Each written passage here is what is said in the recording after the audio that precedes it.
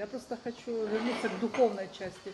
Вот недавно смотрела чеченец, да, или, по-моему, доброволец говорит, абхазский народ, говорит, малый, но за ним стоит большой дух, да.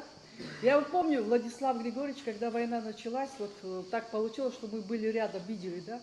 То есть весь мир был против нас. Никто не сомневался, что мы победим. Никто не боялся, никакого уныния не было. По крайней мере, тех, кого я видела. И что нам сегодня говорит лидер, фактически лидер нации, да, он говорит, я халшадзом, давайте мы отдадимся там кому-то. То есть вы понимаете, что это подавление воли к жизни. Воли народа. Да, именно к жизни. То есть мы становимся безоружными. То есть мы не можем противостоять этому. То есть ты еще даже с тобой не договариваешься, лидер тебя объявляет. Харей халшу, мы такие маленькие, мы никто. Ора, мы тогда вообще были никто.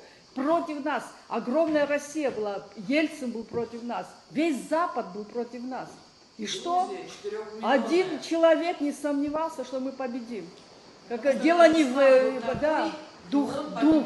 Вот этот дух не будем предавать, потому что я верю, что есть Аншат Хамов, и что у нас народ духовный. И этот дух всегда с нами. Мы должны немножко его вспоминать хотя бы. Рылоку травится, оттуда с того света смотрит, не поймут Абарти из уст дал.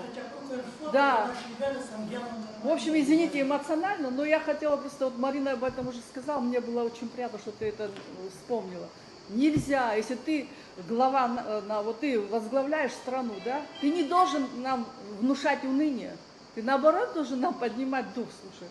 Какая разница, количество или там, главное качество. Будьте качественны.